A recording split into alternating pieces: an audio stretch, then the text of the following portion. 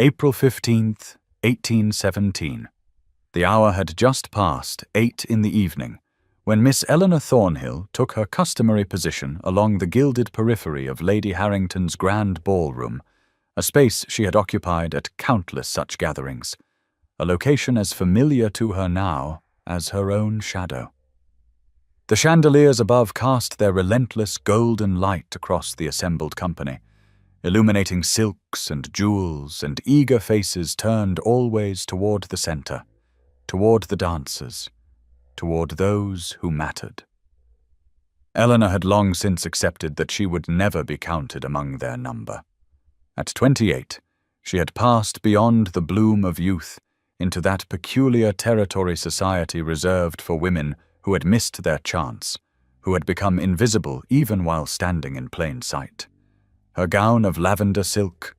selected by her mother with anxious hands and anxious hopes, seemed only to emphasize what everyone already knew, that she was fading into the wallpaper of spinsterhood, becoming part of the architecture rather than the event itself. She watched as her cousin Sophia, radiant in pale pink with rosebuds woven through her golden curls, laughed at something a young gentleman whispered, and Eleanor felt the old familiar ache, not of jealousy precisely, but of resignation, the settled sorrow of one who has made peace with exclusion. Then he arrived. The Duke of Pembroke entered the ballroom with the kind of presence that shifted the very air, tall and commanding with dark hair and darker eyes, recently returned from abroad, and Eleanor watched as the room seemed to inhale collectively,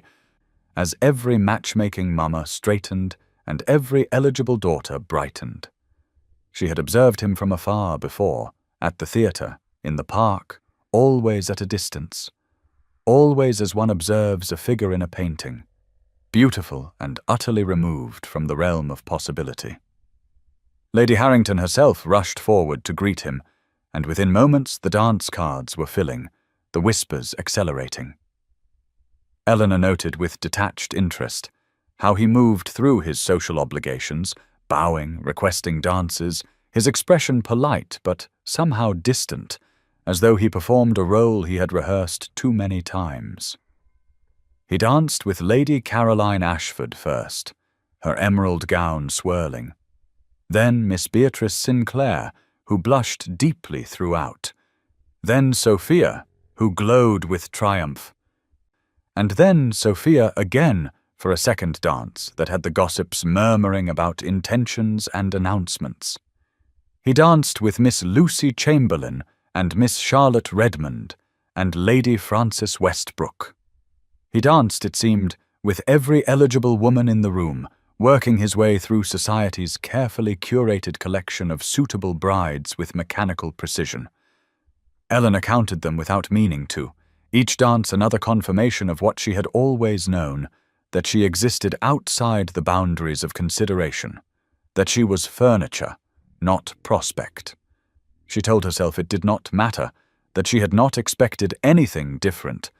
but the tightness in her chest suggested otherwise. As the evening wore on and the music swelled and the laughter grew louder, Eleanor remained in her position by the gilt mirrors, watching. Always watching, and in one brief moment, when the Duke turned between partners, his gaze swept across the room and seemed, for just a heartbeat, to land on her, to truly see her standing there in her lavender gown. But then the moment passed, and he was claimed by another eager partner, and Eleanor wondered if she had imagined that flicker of recognition entirely. Now please take a moment and subscribe to our channel and comment where you are watching from and what time is it. It is always fascinating to see where these stories get all around the world. Thank you.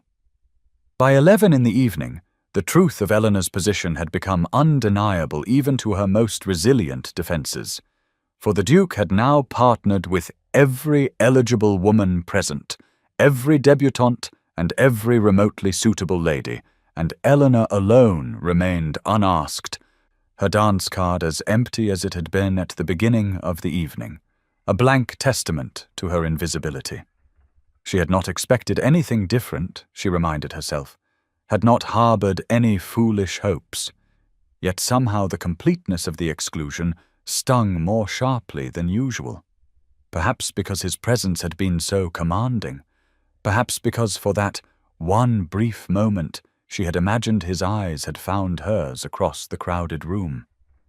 The whispers reached her in fragments, as they always did, the cruel observations spoken just loudly enough for her to hear,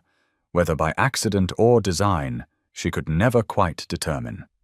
Lady Pemberton's voice carried from behind a nearby column, remarking to her companion that it was almost charitable of Lady Harrington to continue inviting poor Miss Thornhill to these events, though what the poor dear hoped to accomplish at her age was anyone's guess. Miss Lydia Fairfax, standing with a cluster of young women near the refreshment table, laughed and said something about wallflowers and furniture, and though Eleanor could not hear the complete remark, the glances cast in her direction told her enough. Her aunt, Mrs. Harriet Langley, appeared at her elbow with a glass of lemonade and a look of barely concealed fury, her weathered face tight with protective anger at what she had witnessed. But Eleanor touched her arm gently and shook her head, silently communicating that there was no point in protest, that this was simply the way of things. Across the ballroom, the Duke was taking his leave of Lady Harrington, bowing over her hand with practiced grace, and Eleanor observed how the room seemed to deflate slightly at his departure, how the gossips immediately clustered to discuss whom he had favoured, which lady had received the most attention, whether an announcement might be forthcoming. She heard Sophia's name mentioned repeatedly, for had he not danced with her twice, and did that not indicate particular interest, and had anyone noticed how long they had conversed between sets? Eleanor's name, predictably, was absent from all speculation, as though she had not been present at all, as though she were truly as invisible as she felt. The Duke paused at the ballroom entrance, turning back for a final survey of the assembled company, and in that moment his gaze swept the room once more and landed unmistakably this time directly upon Eleanor, where she stood beside her aunt in her lavender gown, and something flickered in his expression, something she could not name, before he turned and disappeared into the night. The weather had turned cool, Eleanor noticed as she and her aunt made their way to their carriage, a hint of rain in the air, and as they rolled through the dark London streets toward home, she sat in silence, her hands folded in her lap, feeling the familiar weight of resignation settle over her once more, telling herself that tomorrow she would wake, and this evening would fade into the catalogue of other evenings just like it, that nothing had changed, that nothing ever would, even as some small rebellious part of her heart insisted on remembering the way he had looked at her in that final moment before he left, as though he had seen something worth remembering in the woman everyone else had forgotten. April 18th, 1817. 3 days had passed since the ball, and Eleanor Thornhill had spent most of those hours in the small garden behind her family's modest London residence. A book open in her lap, though she found herself reading the same page repeatedly without comprehension. The Thornhill home was respectable enough, neither grand nor shabby, occupying that middle territory of genteel society where appearances required constant maintenance and every expense demanded careful consideration. Spring had arrived in earnest, filling the garden with the scent of early roses and lilac, and Eleanor found herself drawn to this quiet space, as she always did when the weight of disappointment grew too heavy to bear indoors. Her mother, Lady Catherine Thornhill, had been hovering since breakfast, her anxiety palpable in every glance and sigh, and Eleanor knew without being told that the gossip from the ball had reached their household, that everyone now knew the Duke had danced with every eligible woman except her, that even this small hope, which Eleanor had not consciously allowed herself to entertain, had been publicly extinguished. Through the morning room windows, Eleanor could see the steady arrival of letters and flowers for Sophia, who was visiting today, and holding court in the drawing-room with their mother, her laughter carrying into the garden like wind chimes, bright and careless. Eleanor had counted 7 bouquets delivered before noon, and she knew without asking that at least some carried notes from the Duke, for had he not danced with Sophia twice, and did that not indicate particular favour? Her mother had come to the garden once already, wringing her hands and asking in that carefully controlled voice whether Eleanor might not try a bit harder at the next social engagement, might not smile more, or position herself more favourably, as though Eleanor had not spent 10 years attempting precisely that before surrendering to the mathematics of her situation. Mrs. Harriet Langley, her widowed aunt, who lived with them and served as the only buffer between Eleanor and complete despair, had found her an hour ago and sat beside her without speaking, simply sharing the space and the spring sunshine, understanding in her silence what words could not adequately express. Eleanor had opened her book again, a volume of philosophy she had borrowed from the subscription library, finding comfort in ideas and arguments that engaged her mind in ways society never did,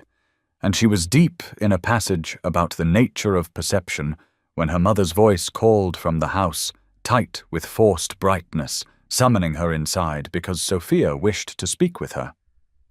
Eleanor marked her place, smoothed her simple morning gown of pale grey muslin, and walked slowly toward the house, steeling herself for whatever lay ahead, knowing that Sophia's visits, however well-intentioned, always left her feeling more acutely aware of everything she lacked, everything she would never be. Inside, the morning room was filled with flowers, their heavy perfume almost suffocating, and Sophia sat, surrounded by opened notes and invitations, her pink walking dress and fashionable bonnet making her look like an illustration from a ladies' magazine, while their mother poured tea with hands that trembled slightly, and Eleanor took her seat and folded her hands and prepared herself to be gracious in the face of her cousin's unintentional cruelty, to smile and congratulate and pretend that her heart had not calcified just a bit more with each bouquet that arrived bearing someone else's name.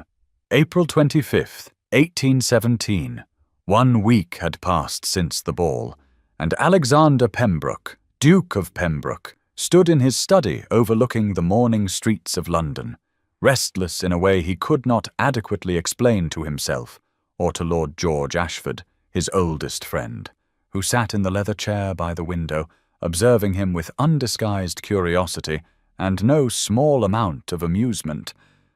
The study was a masculine refuge filled with mementos from Alexander's travels, artifacts from Greece and Italy arranged on shelves beside volumes of history and philosophy, and morning light streamed through tall windows illuminating the disorder of correspondence scattered across his desk, invitations and introductions, and thinly veiled offers of marriage that had arrived in overwhelming numbers since his return to England 3 months prior. George had come ostensibly to discuss plans for an upcoming hunting party, but had quickly turned the conversation toward the subject everyone in society was discussing, namely why the Duke had danced with every eligible woman at Lady Harrington's ball without showing particular favour to any, and more pressingly, why he had not yet announced his intentions when everyone knew he had returned to England specifically to secure an heir, and when his family's expectations weighed upon him with increasing urgency. Alexander turned from the window and picked up a list his mother had helpfully provided, a catalogue of suitable ladies arranged by rank and fortune, each name representing a perfectly acceptable choice. Women who were beautiful or accomplished or well-connected or some combination thereof, and yet as he read through the names, he felt nothing but a vague sense of suffocation, as though he were being asked to select wallpaper rather than a partner for life. George remarked that Miss Sophia Beaumont seemed particularly taken with him, for had he not danced with her twice, and was she not lovely and charming and exactly the sort of bride society would expect a duke to choose? And Alexander made a non-committal sound and set the list aside, unable to articulate even to his closest friend that something essential was missing from every interaction he had endured that evening, that the conversations had been pleasant but empty. the smiles practiced but hollow, the entire exercise feeling like a performance in which everyone played their assigned roles without any genuine connection. He had done his duty, had danced and conversed, and maintained the polite fictions society demanded, and yet at the end of the evening he had left with a strange sense of dissatisfaction and a memory that kept returning unbidden. The image of a woman in a lavender gown who had stood at the edges of the ballroom with a book in her hands and intelligence in her eyes, watching the proceedings with an expression that suggested both resignation and something else, something that looked remarkably like understanding, or perhaps quiet dignity in the face of dismissal. George leaned forward and asked directly whether Alexander had made any decision, whether any of the ladies had captured his interest, and Alexander hesitated, aware that what he was about to say would sound absurd, before admitting that he could not stop thinking about a woman he had not danced with, had not even spoken to, whose name he did not yet know, but whose face had remained with him in the days since, haunting him with its quiet composure and the hint of depth he had glimpsed in that single moment when their eyes met across the crowded room before he departed. May 2nd, 1817. 1 week had passed since Alexander's conversation with George, and the afternoon sun warmed the gardens of Somerset Estate, where Lady Somerset had arranged an intimate gathering of 40 guests among the roses and carefully manicured walking paths, the kind of event Eleanor Thornhill normally avoided, but which Mrs. Langley had insisted she attend, citing the pleasant weather and the need for Eleanor to emerge from her self-imposed isolation following the humiliation of Lady Harrington's ball. Eleanor had agreed reluctantly, wearing a sage-green dress that Mrs. Langley had helped her select, a colour that brought out the deeper tones in her eyes, though Eleanor suspected it would make little difference, for she had long ago perfected the art of social invisibility, and expected nothing different from this afternoon than from any other such gathering. The gardens were lovely, she admitted to herself as they arrived, with roses in full bloom creating pockets of fragrance along the stone pathways, and refreshment tables arranged beneath white canopies where guests gathered in clusters of animated conversation, their laughter carrying across the lawns like music. Mrs. Langley guided Eleanor toward a quieter section of the garden where they might observe without being pressed into uncomfortable social exchanges, and Eleanor was grateful for her aunt's understanding, for the way she never pushed Eleanor toward interactions that would only result in polite dismissal, or worse, the particular cruelty of being included out of obligation and then ignored. They had been there perhaps 20 minutes, discussing a book they had both recently read, when Eleanor became aware of a subtle shift in the atmosphere around them, a turning of heads and adjustment of postures that indicated someone of consequence had arrived,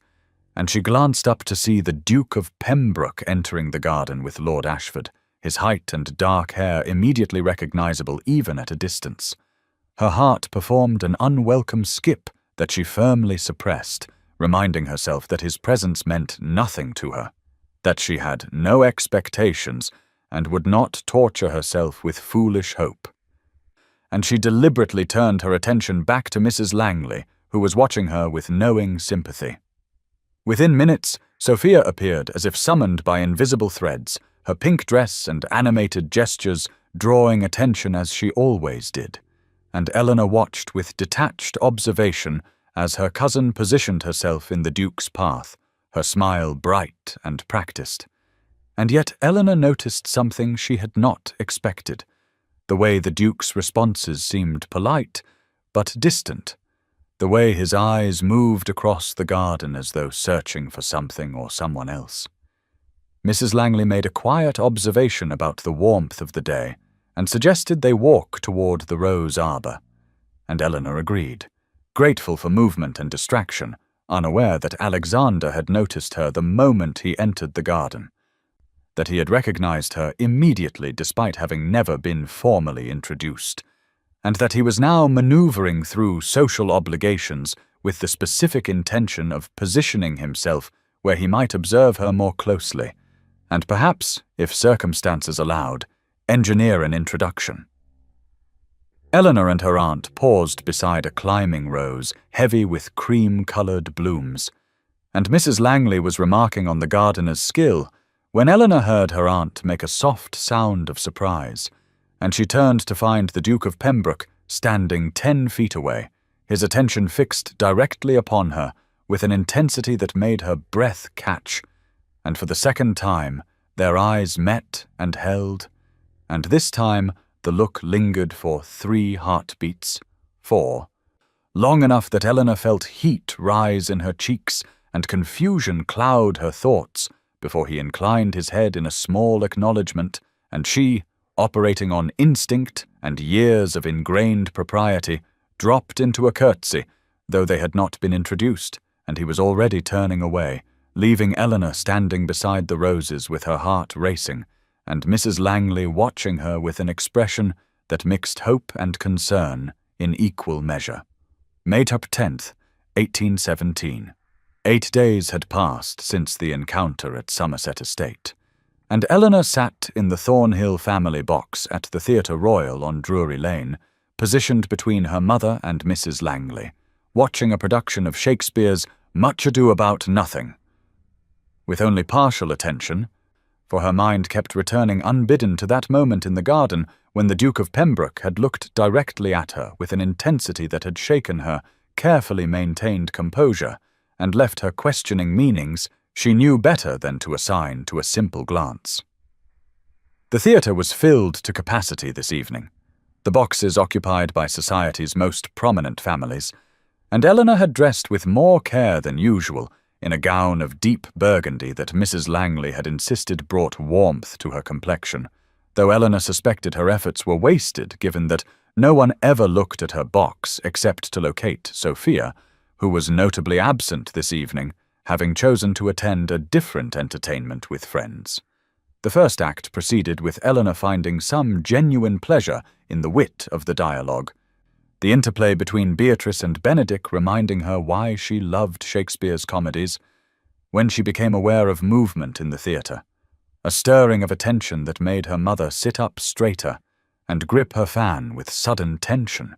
and Eleanor glanced toward the source of the disturbance to see the Duke of Pembroke entering a box 3 sections away,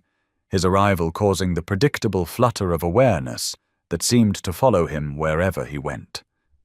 She deliberately returned her attention to the stage, refusing to torture herself by watching him, reminding herself firmly that his presence had nothing to do with her, and that she would not spend the evening engaged in the pathetic exercise of stealing glances at a man who had merely been polite in a garden. But her determination lasted only until intermission, when the curtains closed and the audience rose to socialize, and her mother whispered urgently that someone was approaching their box, and Eleanor turned to see the Duke of Pembroke himself standing at the entrance, requesting permission to join them with a formality that seemed excessive given his rank, but which somehow made the moment feel more significant rather than less. Catherine granted permission with an eagerness that made Eleanor cringe inwardly, and then he was in their small box, bowing to each of them in turn,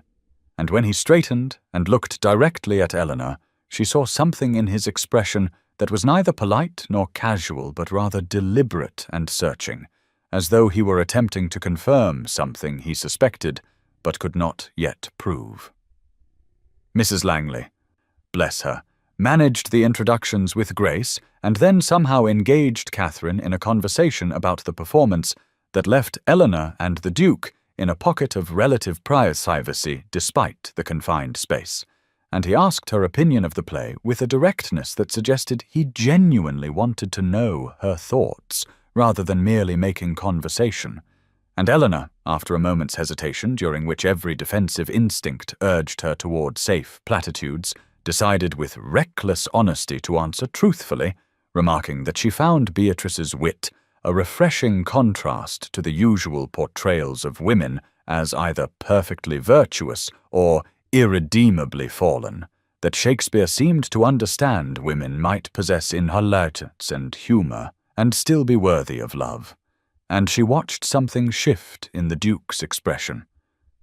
A lighting of interest that made her pulse quicken even as she told herself not to read meaning into what was likely mere politeness. May 12, 1817. 2 days had passed since the theatre encounter, and Eleanor sat in the morning room of the Thornhill residence, trying to focus on her embroidery, while her mother paced near the windows with barely contained energy, having spoken of nothing but the Duke's attention since they had returned home that evening, her speculation growing more elaborate and hopeful with each retelling, until Eleanor wanted to scream that it had been a simple conversation, nothing more, that expecting anything further was inviting the kind of disappointment Eleanor had learned through painful experience to avoid at all costs. The morning was bright and warm, sunlight streaming through the windows and illuminating the modest but respectable furnishings that suddenly seemed shabby when Eleanor allowed herself to imagine them through the eyes of a duke. And she told herself firmly to stop such thoughts, to remember that men of his rank did not court women like her, that whatever had prompted his politeness at the theatre had surely been satisfied and would not be repeated. And yet she could not prevent her mind from returning again and again to the way he had looked at her when she spoke of Beatrice, as though her words had genuinely interested him, as though he had been waiting to hear precisely that observation. Catherine was midway through another recounting of how the Duke had remained in their box for a full 15 minutes when the sound of carriage wheels on the street made her freeze and rush to the window, and Eleanor felt her heart perform that same unwelcome skip before she ruthlessly suppressed it, refusing to allow hope any foothold in her carefully guarded emotions. But her mother's gasp and the words, "Oh, my dear, it is—" Sophia made Eleanor look up with a mixture of relief and apprehension, for her cousin's visits lately had taken on a quality that Eleanor found increasingly difficult to bear. Sophia entered 10 minutes later in a walking dress of pale pink with a fashionable bonnet that had certainly cost more than Eleanor's entire wardrobe, her face arranged in an expression of sympathetic concern that immediately put Eleanor on edge, and after the usual greetings and the ritual of tea service, Sophia settled into the chair opposite Eleanor, and said with careful gentleness that she had heard the most extraordinary rumours and wanted to understand what had truly transpired at the theatre, for people were saying that the Duke of Pembroke had spent intermission in the Thornhill box and had conversed at length with Eleanor of all people, and though Sophia smiled as she said it, Eleanor heard the subtle emphasis on that final phrase, the suggestion that such attention directed toward Eleanor was inherently improbable and required explanation. Eleanor responded with deliberate calmness that the Duke had indeed been polite enough to pay his respects, and that they had discussed the performance briefly, nothing more, and she watched Sophia's face relax slightly, as though this confirmation of inconsequence relieved some unspoken anxiety, and Sophia proceeded to offer her theories about what might have prompted such unusual behaviour, suggesting perhaps that the Duke had been attempting to reach their box for some other purpose, and had merely been trapped by politeness into conversation, or that he had confused Eleanor with someone else in the dim lighting, each explanation more insulting than the last, though delivered with such apparent innocence that Eleanor could not directly challenge them without appearing oversensitive or presumptuous. Catherine attempted to defend the interaction's significance, but her protests sounded desperate even to Eleanor's ears, and Sophia eventually steered the conversation toward her own recent social triumphs, recounting in detail the flowers and notes she had received from various suitors and expressing theatrical uncertainty about which gentleman she might eventually favour, and Eleanor sat quietly enduring this recital while embroidering mechanical stitches and reminding herself that this was her permanent reality, that she would spend the rest of her life watching from the margins while women like Sophia collected admiration as easily as breathing. And when Sophia finally departed an hour later, Eleanor excused herself to the garden, where Mrs. Langley found her. 20 minutes later, sitting among the spring flowers, with her embroidery abandoned and her eyes suspiciously bright. And her aunt sat beside her without speaking for several minutes before saying gently that Eleanor must not allow Sophia's thoughtlessness or society's expectations to define what was possible, that the Duke had sought Eleanor out deliberately, and that such actions suggested intentions worthy of consideration rather than dismissal. But Eleanor shook her head and replied that hoping was more painful than accepting, that she had learned to protect herself by expecting nothing. And Mrs. Langley took her hand and said softly that sometimes the greatest courage lay not in resignation, but in allowing oneself to be surprised by joy. May 18th, 1817. 6 days had passed since Sophia's visit, and Eleanor had spent much of that time trying to follow Mrs. Langley's advice about remaining open to possibility, while simultaneously protecting herself from the dangerous temptation of hope, a balance she found nearly impossible to achieve, and so she had sought refuge in the one place that had never disappointed her, standing now in Hatchard's bookshop on Piccadilly, surrounded by the comforting smell of leather and paper and ink, running her fingers along the spines of volumes arranged on shelves that reached toward the high ceiling, losing herself in titles and authors, with the peaceful absorption that books had always provided when the world outside proved too painful to bear. The shop was quiet this afternoon, only 2 other customers visible in the dim interior, where sunlight filtered through tall windows and illuminated dancing dust motes. And Eleanor had made her way to the philosophy section at the back, where she knew she would be left undisturbed, for ladies were not expected to interest themselves in such weighty matters, and the shop clerks generally ignored her presence in this masculine domain, which suited her perfectly as she examined a volume of essays by Mary Wollstonecraft that she had been wanting to read, but which her mother would certainly consider inappropriate, and she was so absorbed in reading the opening pages that she did not hear approaching footsteps until a voice spoke almost at her elbow, asking if she found the arguments compelling. And Eleanor startled so violently that she nearly dropped the book, turning to find the Duke of Pembroke standing perhaps 2 feet away, watching her with an expression of genuine interest that made her heart perform that now familiar and entirely unwelcome acceleration. He was dressed less formally than she had seen him before, in a dark coat and simple cravat that somehow made him appear more approachable, though no less imposing, and Eleanor struggled to collect herself enough to respond, her mind racing through possible explanations for his presence here, in this specific section of this particular bookshop, at precisely the moment she happened to be visiting, and she could not decide whether to believe in coincidence or deliberate design, and if design, what that might mean about his intentions, and whether she dared allow herself to interpret his continued attention as something more than politeness extended to an object of momentary curiosity. She managed to reply that she found Wollstonecraft's ideas challenging in the best sense, that the author made arguments about women's education and capacity that Eleanor believed were fundamentally sound, though society found them threatening,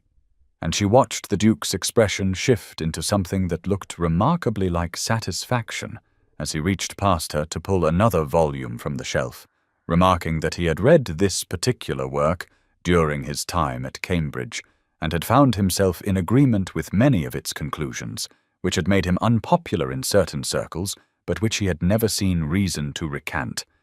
And Eleanor felt something inside her chest crack open just slightly at this casual revelation that he had not only read such a work, but had formed opinions about women's intellectual equality that aligned with her own carefully hidden convictions, and before she could stop herself, she was asking what other works he had found meaningful, and he was answering with the kind of detailed thoughtfulness that made it clear these were not casual reading choices, but texts he had genuinely engaged with and considered, and somehow they had moved from philosophy to poetry to novels, their conversation flowing with an ease that Eleanor had never experienced with anyone outside her aunt. And 30 minutes passed without her awareness of time, until a shop clerk approached to inquire if they required assistance, and the interruption broke the spell enough for Eleanor to realize that she had been standing in a bookshop conversing with a duke as though they were intellectual equals, as though her opinions mattered and her thoughts deserved consideration, and the wonder of it threatened to overwhelm her carefully maintained composure, even as she reminded herself sternly that shared literary interests did not constitute courtship,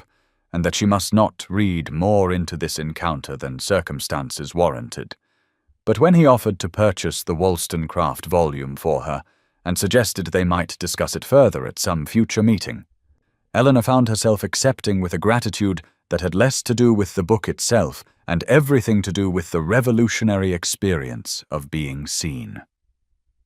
May 20th, 1817. 2 days had passed since the bookshop encounter, and Eleanor sat in Lady Westbrook's intimate dining room, surrounded by 20 guests who represented the upper echelon of London society, feeling acutely conscious of the deep blue gown she wore, the first dress she had ever chosen entirely for herself, without yielding to her mother's preference for pale, aging colours. And Mrs. Langley had accompanied her to the modiste, and had encouraged this rich shade that brought out the depth of Eleanor's eyes and made her skin appear luminous rather than merely pale, and Eleanor had agreed partly because her aunt's enthusiasm was difficult to resist, but mostly because some small, defiant part of her wanted to look beautiful tonight, wanted to test whether Alexander's continued attention might extend to this more public setting, where the eyes of society would mark every glance and gesture and draw conclusions that could either validate or destroy the fragile hope that had taken root in her chest, despite all her efforts to prevent it. She had been shocked when the invitation arrived, for Lady Westbrook moved in circles far above the Thornhill family's modest standing, and her mother had been beside herself with speculation, until Mrs. Langley had quietly suggested that perhaps the Duke had requested Eleanor's inclusion, a possibility that Catherine found both thrilling and improbable in equal measure. And Eleanor herself had not known what to believe until she entered the drawing-room before dinner, and saw Alexander's face transform with unmistakable pleasure at her arrival, and he had crossed the room immediately to greet her with a warmth that made several other guests turn to observe this marked attention. Now she sat beside him at the long mahogany table laid with crystal and silver that caught the candlelight and threw dancing reflections across the damask tablecloth, and she was intensely aware that this seating arrangement had been deliberate, that Lady Westbrook must have received specific instructions about placement, and the implications of such planning made Eleanor's heart race even as she tried to maintain the appearance of calm dignity that had always been her shield against society's casual cruelties. Alexander directed his conversation almost exclusively to her throughout the meal, asking her opinions on topics ranging from the current political debates to questions of art and literature, and he listened to her responses with the same focused attention he had demonstrated in the bookshop, occasionally offering his own perspectives that revealed a mind both educated and genuinely curious. And Eleanor found herself relaxing into the exchange, despite the knowledge that at least a dozen people were observing their interaction with varying degrees of surprise and speculation. She could hear the whispers that the other guests did not bother to fully suppress, the shocked murmurs wondering why the Duke showed such preference for Miss Thornhill when far more beautiful and eligible ladies sat at this very table, and she caught Sophia's bewildered expression from across the room where her cousin sat beside a viscount who clearly bored her,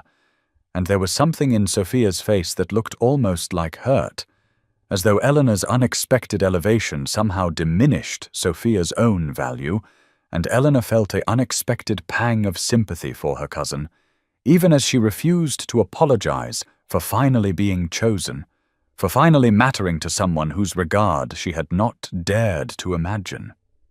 When Alexander's hand briefly brushed hers as he reached for his wine-glass, and he let the contact linger just a moment longer than accident would explain, Eleanor felt the gesture reverberate through her entire body, and she looked up to find him watching her with an expression so tender and so certain that something inside her shifted irrevocably, and she understood with sudden clarity that this was real, that whatever was happening between them was not politeness or passing curiosity, but something far more significant, and the knowledge was terrifying and exhilarating in equal measure. May 25th, 1817. 5 days had passed since Lady Westbrook's dinner, and Eleanor walked beside the Duke of Pembroke along the wide path that circled the Serpentine in Hyde Park during the fashionable afternoon hour when all of London society paraded themselves beneath the full canopy of spring trees that had reached their verdant peak, and she was acutely conscious of the new walking dress she wore in a soft shade of cream with sage green trim that Mrs. Langley had insisted upon purchasing for her at a modiste far grander than any establishment Eleanor had previously entered. And her aunt had declared that Eleanor deserved beautiful things and should stop hiding herself in the aging colours her mother favoured. And Eleanor had accepted the gift with gratitude that went deeper than the dress itself, because it represented her aunt's unwavering belief that Eleanor's life was changing in ways that merited preparation and celebration. Alexander had called at the Thornhill residence 3 times this week, each visit lasting longer than propriety strictly allowed, and each conversation ranging across topics that revealed the depths of compatibility. Eleanor had never imagined she might find with another person, and her mother had transformed from anxious skepticism to barely contained hope, to something approaching triumphant certainty. And Eleanor herself had begun the dangerous process of allowing herself to believe that his attention was genuine and lasting rather than a temporary aberration that would dissolve as inexplicably as it had appeared. They had been walking for perhaps 20 minutes, maintaining the proper distance that society demanded, while engaging in conversation that felt remarkably intimate given their public surroundings. And Alexander had been asking her opinions about improvements he was considering for the tenant cottages on his country estate, listening to her responses with the focused attention that still surprised her every time he demonstrated it. And when she suggested that better drainage and larger windows might improve both health and comfort for the families who lived there, he had stopped walking entirely and turned to look at her with an expression that made her breath catch in her throat, and he said quietly that she saw what most people in his position never bothered to notice, that she thought about the welfare of others with a care and intelligence that he found remarkable. And Eleanor felt heat rise to her cheeks as she tried to deflect the compliment by saying that such observations were merely common sense. But he shook his head and said no. Common sense was far less common than the phrase suggested, and what she possessed was something much rarer, which was the combination of sharp intelligence and genuine compassion. And he had been searching for exactly that combination without knowing how to name it until he had observed her these past weeks and understood that she embodied everything he valued most in human character. Eleanor felt something very like tears prick at her eyes, because no one had ever spoken to her this way, had ever suggested that the qualities she possessed, which society deemed unremarkable or even undesirable, might actually be valuable and worthy of admiration. And she managed to ask the question that had haunted her since his attention had first become apparent, asking why he had chosen to notice her when so many more beautiful and accomplished women had been readily available. And Alexander reached out to steady her elbow as they resumed walking, his hand warm through the fabric of her sleeve in the first deliberate touch he had permitted himself beyond formal courtesies. And he said softly that beauty fade and accomplishments could be learned, but character was intrinsic and rare, and he had seen in her face that first night at Lady Harrington's ball something that had stayed with him through all the subsequent introductions and conversations and dances with women who had nothing beneath their lovely surfaces. And what he had seen was dignity and intelligence and a quiet strength that came from enduring dismissal without becoming bitter. And he wanted to spend his life with someone who possessed those qualities, rather than someone who merely pleased the eye or met society's shallow expectations, and Eleanor understood in that moment that she was beginning to believe him. May 28th, 1817. 3 days had passed since the walk in Hyde Park, where Alexander had touched her arm and spoken words that had undone years of resignation. And now Eleanor stood in the entrance hall of Pembroke House, feeling as though she had stepped into a world that existed on a scale beyond anything she had previously experienced. For this ballroom was grander than Lady Harrington's had been, grander than any space she had entered in her 28 years, with ceilings that soared upward into painted heavens where classical figures danced among clouds touched with gold leaf that caught the light from 3 massive crystal chandeliers, and the walls were lined with mirrors that multiplied the candlelight and the guests until the room seemed to contain all of London society reflected into infinity. And Eleanor wore a gown of ivory silk with silver embroidery that Mrs. Langley had commissioned from the most exclusive modiste in London over Eleanor's protests about the expense. And her aunt had simply said that Eleanor would be dancing with a duke in his own home, and she would do so, dressed as befitted the occasion. And now, as Eleanor stood beside her mother and aunt, waiting to be announced, she felt her heart beating so rapidly that she feared it might be visible through the delicate fabric. She had known that attending a ball at Pembroke House would draw attention, but she had not fully anticipated the weight of hundreds of eyes turning toward her as her name was announced, had not expected to see the shock on face after face as society registered that Miss Eleanor Thornhill, the perpetual spinster whom most had ceased to notice years ago, was in attendance at the most significant social event of the season, and she saw Sophia standing near the center of the room in a confection of pink silk that must have cost a fortune, and her cousin's expression moved from surprise to something harder to define, something that looked like betrayal mixed with disbelief, as though Eleanor had violated some unspoken rule by daring to exist in this elevated space. Alexander stood at the far end of the ballroom, receiving guests with the easy grace of someone born to command such gatherings. But Eleanor saw the moment his gaze found her across the crowded room, saw his face transform with unmistakable pleasure and something deeper that made her breath catch, and he concluded his conversation with Lord and Lady Ashford with what appeared to be unseemly haste, before crossing the floor toward her with such obvious purpose that the crowd seemed to part before him, and the whispers began immediately, rippling outward from his path like water disturbed by a stone. He reached her side and bowed with perfect formality, but his eyes held warmth that made her feel as though they were alone, despite being surrounded by hundreds of observers, and he said quietly that she looked radiant, that the ivory silk made her appear like moonlight given form, and Eleanor felt heat rise to her cheeks as she thanked him and tried not to notice how many people were watching this exchange. And then the orchestra began the opening strains of a waltz, and Alexander extended his hand and asked if she would do him the honor of the first dance. And Eleanor understood in that moment what he was doing, understood that the host of a ball traditionally opened the dancing, and that his choice of partner was a public declaration that would be discussed and analyzed and reported throughout London before morning. And she placed her hand in his and let him lead her on to the empty floor while society watched with expressions ranging from shock to confusion to barely concealed dismay. His hand settled at her waist, and hers rested on his shoulder,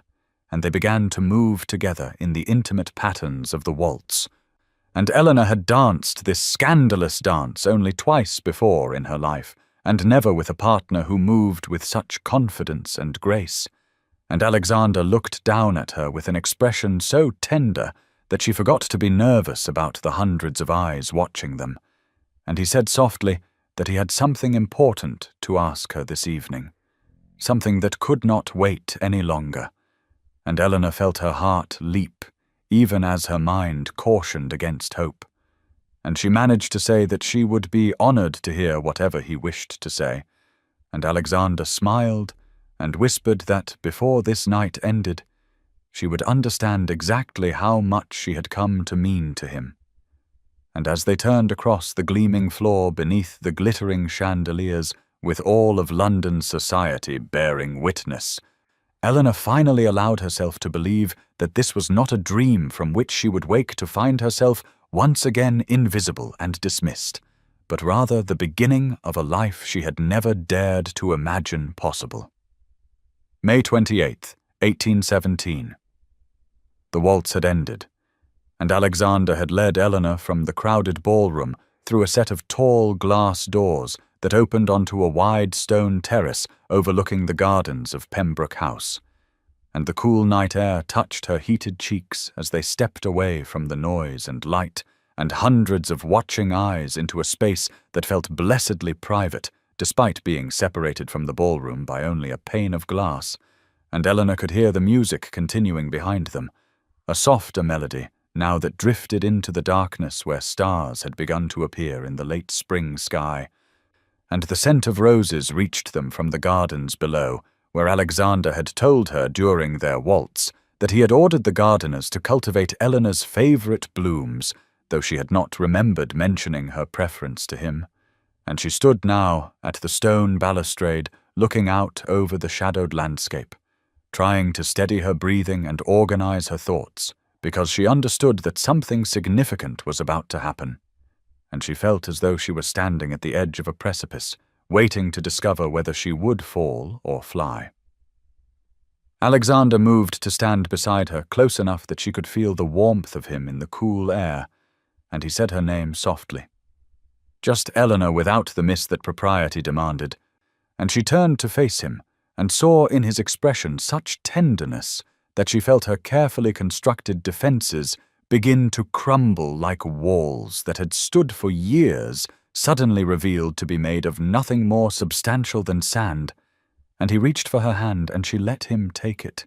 and his fingers were warm and steady as they closed around hers,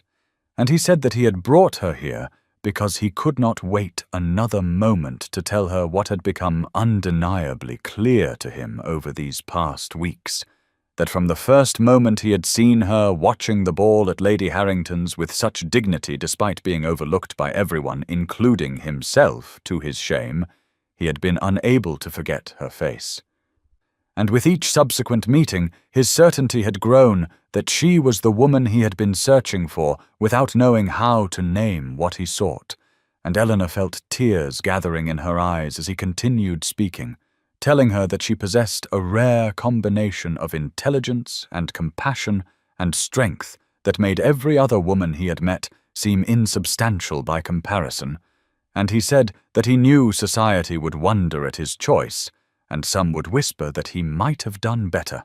but he had never been more certain of anything in his life than he was of his desire to spend every remaining day he had been granted in her company. And then he released her hand only to lower himself to one knee on the stone terrace beneath the emerging stars, and he asked with a formality that contrasted beautifully with the emotion in his voice whether Miss Eleanor Thornhill would consent to become his wife and Duchess of Pembroke, and Eleanor discovered that she could not speak past the tears that were now flowing freely down her cheeks, and she managed only to nod and whisper, "Yes." And Alexander rose immediately and pulled her into his arms, with considerably less attention to propriety than he had previously shown, and he kissed her with a tenderness that transformed into something deeper and more urgent, and Eleanor, who had never been kissed before, understood that this was what it meant to be chosen and cherished and loved. And when they finally drew apart, he produced a ring from his pocket, a band of gold set with sapphires that matched her eyes, and he slipped it onto her finger and said that she had made him the happiest of men, and Eleanor looked at this ring that proclaimed her transformation from overlooked spinster to beloved duchess, and understood that her life had just become something she had never dared to imagine possible. May 29th, 1817. Eleanor woke in her childhood room at the Thornhill residence, with morning light streaming through curtains that had hung at these windows for as long as she could remember, and for a moment she wondered if the previous evening had been some elaborate dream conjured by a heart too long denied. But then she lifted her left hand and saw the gold band set with sapphires that caught the morning sun and threw small prisms of blue light across the familiar wallpaper. And she understood that everything had changed while she slept. That she was no longer Miss Eleanor Thornhill, the overlooked spinster, but rather the acknowledged future Duchess of Pembroke. And even as joy flooded through her, she felt a strange detachment, as though she were watching this transformation happen to someone else entirely. She rose and dressed with her mother's lady's maid helping her for the first time, rather than managing on her own, as she had always done. And when she descended to the breakfast room, she found it transformed into something resembling a florist's shop. For every available surface held vases of flowers that had been delivered since dawn, roses and lilies and exotic blooms she could not name. And her mother, Lady Catherine, sat amid this fragrant chaos with tears streaming down her face as she read what Eleanor assumed was the announcement in the morning papers. And when Catherine saw her daughter, she rose and embraced her with an intensity that was both touching and somewhat painful, saying over and over that she had never dared hope for such an outcome, that a duke had chosen Eleanor above all the younger and prettier girls, and Eleanor felt a familiar sting at this characterization, even as she understood her mother meant only to express joy at their altered circumstances. The morning callers began arriving before Eleanor had finished her tea, and the modest Thornhill drawing-room, filled with ladies who had never previously found time to visit Miss Thornhill, but who now declared themselves utterly delighted by the engagement, and claimed they had always known Eleanor possessed special qualities that would attract the right gentleman. And Eleanor received these transparently false assurances with grace, while noting which women had the decency to look embarrassed by their own earlier dismissiveness. And Mrs. Langley sat in the corner watching this performance with an expression of profound satisfaction mixed with something sharper that looked like vindication. And when Sophia arrived near noon, dressed in white muslin with her blonde curls arranged in elaborate ringlets, she embraced Eleanor and said with what sounded like genuine confusion that she could not understand how this had happened, how the Duke had chosen Eleanor when he might have chosen anyone. And Eleanor saw in her cousin's pretty face not malice, but rather a complete bewilderment that suggested Sophia's understanding of the world had been fundamentally disrupted by this development,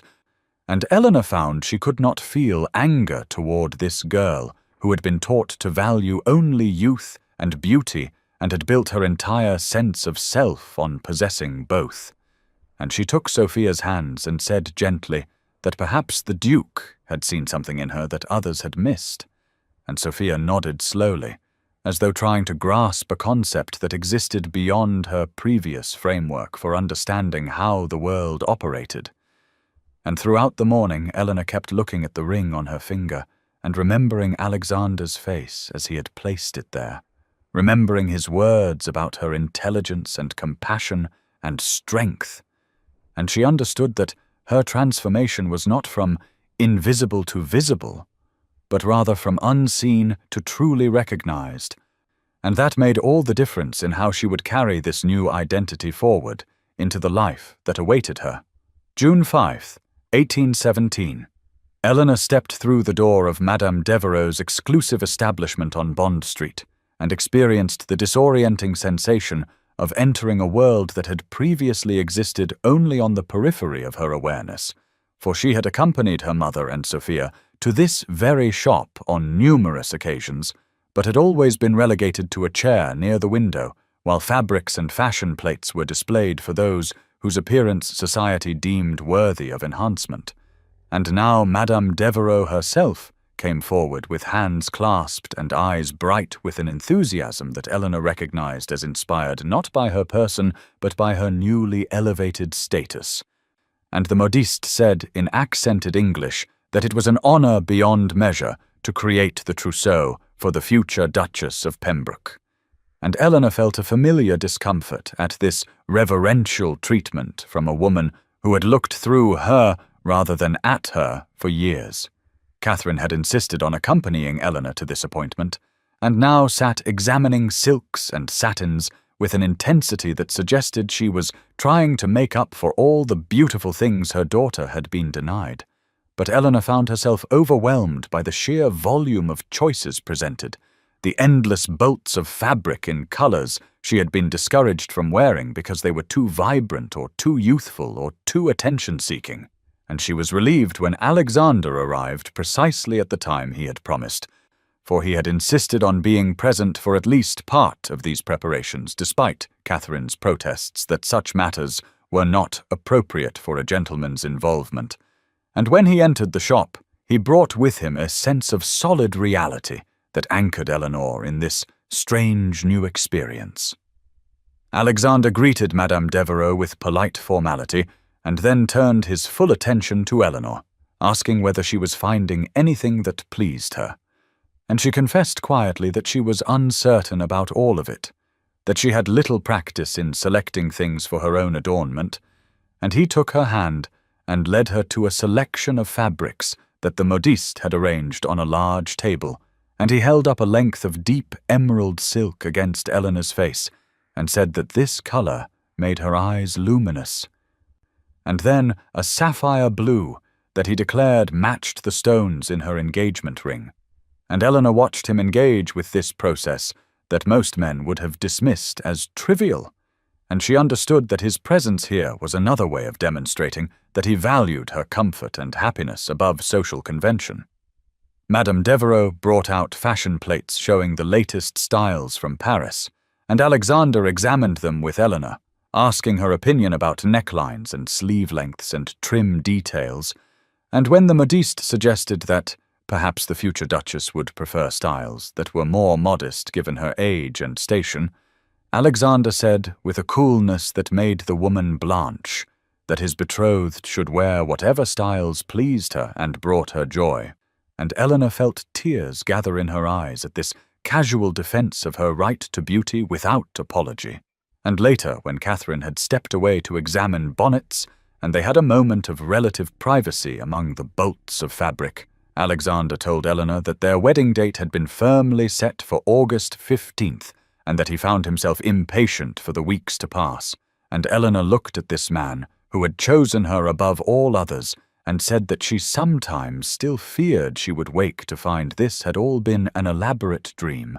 And Alexander lifted her hand to his lips and kissed the finger that bore his ring, and said that he would spend every day of their marriage ensuring she understood how completely real and permanent his love for her was. June 20th, 1817.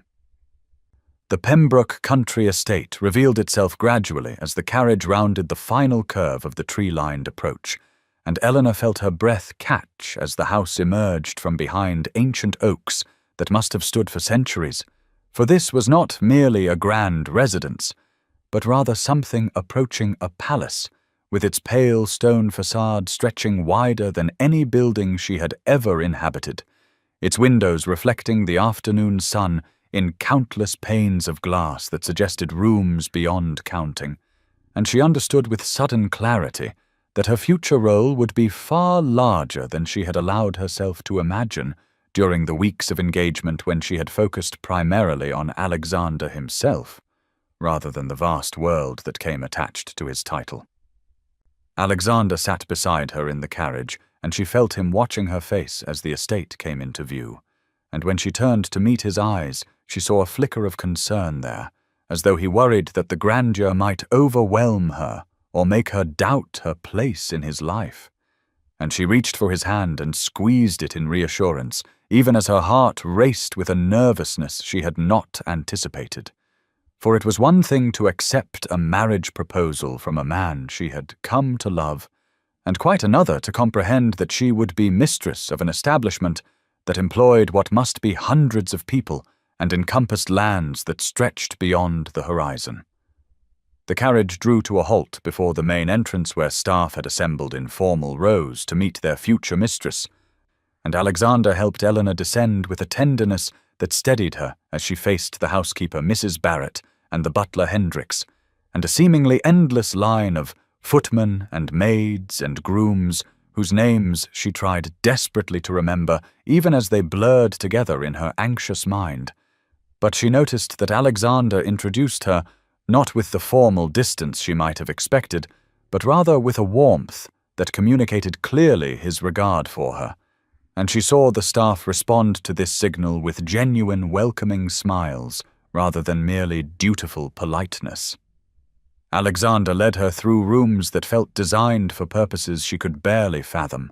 A formal dining room with a table that could seat 40. A ballroom that made the Pembroke House Ballroom in London seem intimate by comparison. Drawing rooms in shades of blue and gold and green that seemed to correspond to different seasons or functions she did not yet understand, and she felt increasingly small and uncertain until they reached the library, and Alexander opened the double doors to reveal a room that took her breath away for entirely different reasons. For here were books on shelves that rose 2 stories high, with a gallery running around the upper level and tall windows that flooded the space with golden afternoon light.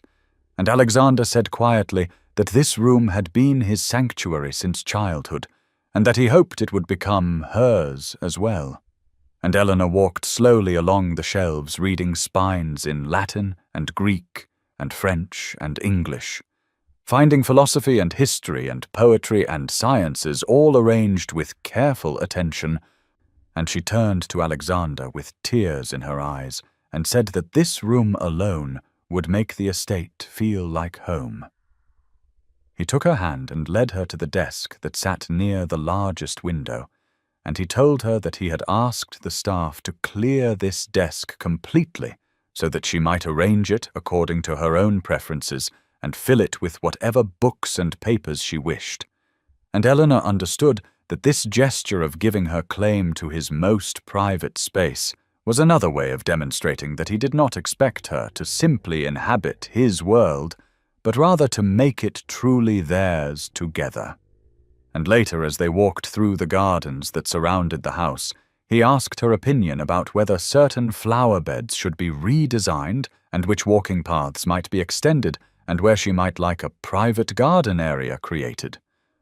And Eleanor found herself offering thoughts about sight lines and seasonal color and the placement of benches with a growing confidence that came from recognizing that Alexander genuinely valued her perspective, and that her intelligence, which society had dismissed as unmarketable in a woman, was precisely what he most wanted applied to their shared future. July 10th, 1817. The intimate gathering at Pembroke House felt worlds removed from the grand social events that had dominated the season, for Alexander had insisted that this dinner include only those people who genuinely mattered to either himself or Eleanor. And so the table held merely 12 guests, including Mrs. Langley, whose eyes held quiet satisfaction as she observed her niece transformed not in essence, but in circumstance. And Lord George Ashford, who had become a true friend to Eleanor in the weeks since the engagement,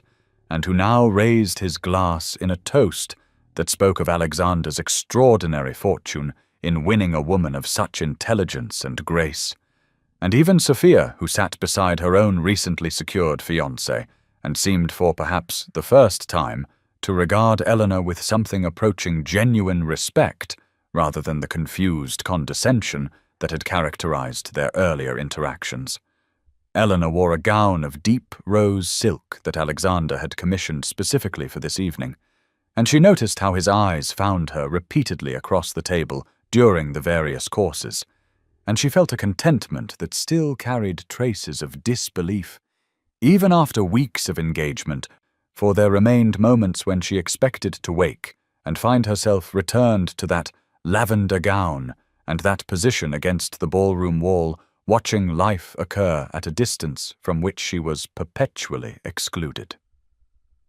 Catherine sat near the head of the table, looking happier than Eleanor could remember seeing her in years,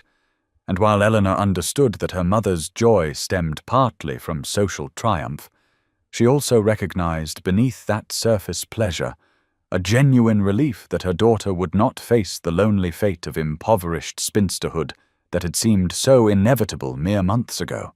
and Eleanor found she could forgive her mother's earlier anxieties and pressures because they had emerged from fear rather than cruelty. The dinner conversation flowed easily among topics both serious and light-hearted. And Eleanor contributed her thoughts on matters ranging from estate management to literature to the political questions that dominated the newspapers. And she noticed that no one seemed surprised or uncomfortable with her intellectual engagement and this acceptance of her full self, without requirement that she diminish or hide her capabilities, felt like a gift she was still learning to receive without suspicion. After the ladies withdrew to the drawing-room, while the gentlemen remained with port and cigars, Mrs. Langley drew Eleanor aside to a window seat overlooking the gardens that were silvered with moonlight, and her aunt took her hand and said that she had watched Eleanor endure years of dismissal with a dignity that never hardened into bitterness, and that this capacity to remain open and kind despite repeated hurt was precisely what made her worthy of the happiness she had found. And Eleanor felt tears gather as she embraced this woman who had offered support when society offered only indifference. When the gentlemen rejoined them, Alexander came directly to Eleanor's side and suggested a brief walk in the garden before the guests departed, and they stepped through the French doors onto the terrace, where the night air carried the scent of roses and honeysuckle, and Alexander told her that he counted each day until their wedding with an impatience that amazed him, for he had never imagined feeling such eagerness to bind his life permanently to another person. And Eleanor looked at this man who had seen her when she believed herself invisible and said that she would spend their marriage ensuring he never regretted his choice. And Alexander lifted her hand to his lips and said that his only regret would be the 5 weeks he had to wait until she became his wife in truth, as well as promise. August 14th, 1817. The afternoon light fell golden through the windows of Eleanor's childhood bedroom at Thornhill Residence, and she stood before the wardrobe where her wedding dress hung in preparation for tomorrow's ceremony, the ivory silk catching the sun in a way that made it seem almost luminous. And she reached out to touch the fabric with fingers that trembled slightly, not from fear, but from the sheer improbability of finding herself on the eve of marriage to a man who had somehow perceived worth in her that society had entirely overlooked for 28 years. Mrs. Langley had spent the past hour with her in quiet conversation, and her aunt had spoken words that Eleanor knew she would carry forward into her marriage and beyond. For Mrs. Langley had said that the true measure of a person revealed itself not in moments of triumph, but rather in the long years of dismissal and disappointment, and that Eleanor's capacity to remain kind and open despite society's cruelty was precisely what made her worthy of the happiness she had found, and Eleanor had wept quietly against her aunt's shoulder in gratitude for this woman who had seen her clearly when others looked through her as though she were invisible. The house felt unusually quiet, despite the presence of guests who had arrived for tomorrow's wedding, for Catherine had insisted that Eleanor rest this final afternoon before her life changed irrevocably, and so Eleanor sat at her small writing desk and composed a letter to Alexander, knowing that tradition required their separation tonight, but wanting him to have words from her to carry into tomorrow. She wrote of the girl she had been at her first ball 10 years ago, full of hope and expectation that someone would see her and choose her, and how that hope had gradually dimmed through seasons of being overlooked until she had resigned herself to permanent invisibility. And she wrote of that April evening when he had danced with what seemed every woman into the ballroom except her, and how she had believed in that moment that her fate was sealed beyond question. And then she wrote of her astonishment when he began to seek her out with an attention that seemed impossible to trust. And finally, she wrote that she would spend their marriage ensuring he never regretted choosing the woman society had deemed unworthy of notice. A footman arrived with a letter bearing Alexander's seal, and Eleanor opened it with hands that shook slightly to find his bold handwriting covering the page, and he had written that tomorrow could not arrive quickly enough, for he had never imagined feeling such certainty about any decision in his life. And he wrote that the world had looked past her because the world valued only surface beauty and accomplished performance. But he had seen in her the rare combination of intelligence and kindness and dignity that made every other woman seem insubstantial by comparison, and he wrote that his only regret about their marriage was that it had not happened years earlier, so that she might have been spared the pain of society's dismissal. And he closed by saying that he would stand tomorrow at the altar, counting himself the most fortunate man in England. Eleanor folded his letter carefully and placed it in the small box where she kept her most precious possessions. And then she walked to the window and looked out over the London street where evening was beginning to fall, and she thought of how completely her life had transformed in the space of 4 months, and she wondered if she would wake tomorrow and find it all dissolved like morning mist. But then she looked at the ring on her finger and felt the weight of Alexander's love, expressed in both his daily presence and in the words he had written. And she knew with sudden clarity that this happiness was real, and that tomorrow she would become Duchess of Pembroke, and that the years of invisibility had finally ended, not because she had changed, but because someone had finally truly seen her. August 15th, 1817. Eleanor woke to sunlight streaming through the windows of her childhood bedroom, and for a moment lay perfectly still beneath the covers as she absorbed the knowledge that this was her wedding day. And the realization carried such weight of joy and disbelief that she felt tears gather even before she rose from the bed where she had slept only fitfully through the night. Catherine appeared shortly after 7 in the morning, already dressed and visibly trembling with excitement, and she embraced Eleanor with an intensity that spoke of years of worry now dissolving into relief and pride. And she said that she had never imagined seeing this day, but that she could not have dreamed of a better match for her daughter. And Eleanor forgave in that moment all her mother's earlier anxieties and pressures, because she understood they had emerged from love, however imperfectly expressed. Mrs. Langley arrived at 9 to help Eleanor dress, and together they lifted the ivory silk gown over Eleanor's head and fastened the tiny buttons that ran down the back, and her aunt arranged Eleanor's hair in a style that was elegant without being overly elaborate, and she wove small white roses through the dark strands. And when Eleanor finally looked at herself in the mirror, she saw not a different person, but rather herself as she had always been, yet somehow transformed by the knowledge that she was genuinely loved and chosen. The carriage ride to the church felt both endless and impossibly brief, and Eleanor clutched a bouquet of white roses and lavender that Alexander had sent that morning, along with a note that said simply that he would be waiting for her and that nothing had ever mattered more to him than this day. And she held those words close to her heart as the carriage wheels rolled over London streets toward the fashionable church where 200 guests had gathered. When Eleanor entered the church on her uncle's arm, she saw the pews filled with faces that had overlooked her for years, and now watched with avid attention. But she found that their regard no longer mattered, because at the end of the long aisle, Alexander stood waiting with an expression of such genuine happiness and certainty that everything else faded to insignificance. She walked toward him with steady steps, and when she reached his side, he took her hand and whispered that she looked beautiful, and the ceremony proceeded with traditional words that carried extraordinary weight. And when the vicar pronounced them husband and wife, Alexander kissed her with a tenderness that made several ladies in the congregation openly weep, and Eleanor felt in that moment that she had travelled an impossible distance from that April evening when she had stood against a ballroom wall believing herself permanently invisible, and she understood that her value had never changed, but only the eyes that perceived it, and she knew that she would spend her marriage not trying to prove her worthiness, but rather living fully into the truth that Alexander had somehow seen from the beginning.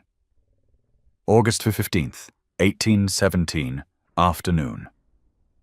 The wedding breakfast at Pembroke House stretched through the afternoon with courses of exquisite food that Eleanor barely tasted because she remained too aware of Alexander beside her and of the 200 guests who filled the grand dining room with conversation and laughter, and she noticed how different this attention felt from the scrutiny she had endured for years. For now people looked at her with respect and interest rather than dismissal, and she understood that nothing about her had changed except the man who sat beside her, with his hand occasionally brushing hers beneath the table in small gestures of affection that no one else could see. Lord George Ashford rose to offer a toast, and spoke of how he had known Alexander for 20 years and had never seen him as content as he had been these past months, and he said that Miss Thornhill, or rather the new Duchess of Pembroke, had accomplished what no other woman had managed, which was to make Alexander eager to abandon his bachelor freedoms in favor of married life, and the room erupted in laughter and applause, and Eleanor felt her cheeks warm even as Alexander squeezed her hand gently beneath the table. Sophia approached during the reception that followed, and embraced Eleanor with what seemed genuine warmth, and she said quietly that she had misjudged Eleanor for years, and that she hoped they might build a true friendship now, and Eleanor saw in her cousin's eyes a flicker of understanding that beauty and youth provided only temporary advantage, while character endured, and she accepted the apology with grace, though she knew that Sophia's revelation had come only after Eleanor's value had been validated by the Duke's choice. Mrs. Langley found Eleanor during a quiet moment, and held both her hands and said simply that she had always known this day would come, because true worth could not remain hidden forever. And Eleanor embraced her aunt with fierce gratitude for the years of support when no one else had believed. The afternoon lengthened toward evening, and guests began departing with effusive congratulations and knowing smiles. And finally Alexander led Eleanor to the carriage that would take them to Pembroke Estate, where they would spend their first weeks of marriage. And as the vehicle rolled through London streets, Eleanor looked back at the city where she had spent 28 years, believing herself invisible and unworthy, and she felt the weight of those years lifting like fog burned away by morning sun. Alexander pulled her close against his side and said that he had something to confess, which was that their meeting at the bookshop had not been chance, but rather deliberate planning, because he had inquired about her habits and had wanted to see her in a setting where she felt comfortable and unguarded. And Eleanor laughed and said she had suspected as much, but had been afraid to trust her instincts. And he kissed her temple and said that he would spend their marriage teaching her to trust both her instincts and his constant int. The countryside rolled past the carriage windows as evening fell, and Eleanor rested her head against Alexander's shoulder and thought of how completely her life had transformed since that April night when she had watched him dance with every woman except her, and she understood now that his failure to ask her that night had not been dismissal, but rather the last moment before her true life began, and she felt profound gratitude not only for Alexander, but for the years of invisibility that had taught her the difference between surface regard and genuine love. September 1818, 1 year after the wedding. Eleanor stood in the morning room at Pembroke Estate, with autumn sunlight streaming through tall windows, and her hand resting unconsciously on the gentle swell of her abdomen where their first child grew. And she watched Alexander through the glass as he walked the grounds with the estate manager discussing preparations for winter, and she felt a contentment so profound that it still surprised her even after 12 months of marriage, for she had learned that happiness could be steady rather than fleeting, and that love deepened rather than diminished with daily intimacy. The past year had transformed not just her circumstances, but her understanding of her own worth, for Alexander's consistent devotion had slowly erased the years of internalized dismissal, until she could look in the mirror and see what he had apparently seen from the beginning, which was a woman of intelligence and grace and quiet strength, whose value had never depended on society's recognition. They had settled into rhythms of married life that felt both extraordinary and comfortingly ordinary, with mornings spent in companionable silence over breakfast and afternoons when Eleanor managed household affairs with the same thoughtfulness she had once applied only to books, and evenings when they sat together in the library, discussing everything from estate matters to philosophy, while the fire crackled and the outside world faded to insignificance.